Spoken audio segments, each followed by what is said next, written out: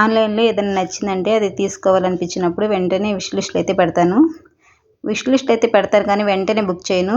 దాన్ని డైలీ చూసుకుంటూ ఉంటాను కానీ అలాగే 1 మంత్ అయిపోయినా అలాగే ఉంటుంది. అది అవుట్ ఆఫ్ స్టాక్ అయ్యే వరకు అలా చూస్తూనే ఉంటాను. అవుట్ ఆఫ్ స్టాక్ అయిపోయిన తర్వాత అయ్యో బుక్ చేయలేదే, ఇది అవుట్ ఆఫ్ స్టాక్ అయిపోయింది అనుకుంటూ ఉంటాను. మళ్ళీ రీస్టాక్ అయిన తర్వాత ఎలా అయినా సరే బుక్ చేయాలని నోటిఫై మీ అన్నది కూడా నొక్కుతాను. తర్వాత అది వచ్చిన తర్వాత ఎప్పుడుకో బుక్ చేస్తాను అనమాట.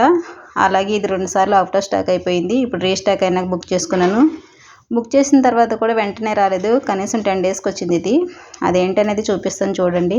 ఇది వంటగదిలోకి నాకు చాలా యూజ్ అయ్యేది అనిపించింది. అందుకని నేను విష్ లిస్ట్లో పెట్టుకుని అన్నాళ్ళు ఉంచి తర్వాత అయితే బుక్ చేసుకున్నాను.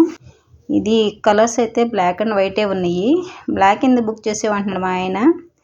బ్లాక్ ఏమైద్దో నాకేం అర్థం కాదు. నాకైతే బ్లాకే ఇష్టం.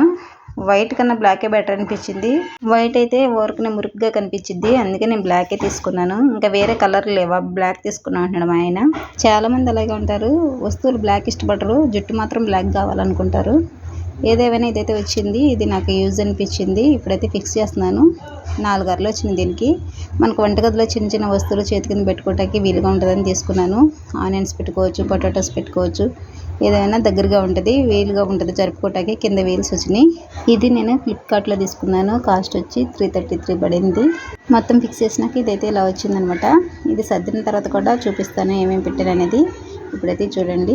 ఇదండి వీడియో. ఈ వీడియో నచ్చితే లైక్ చేయండి, షేర్ చేయండి, సబ్స్క్రైబ్ చేసి సపోర్ట్ చేయండి.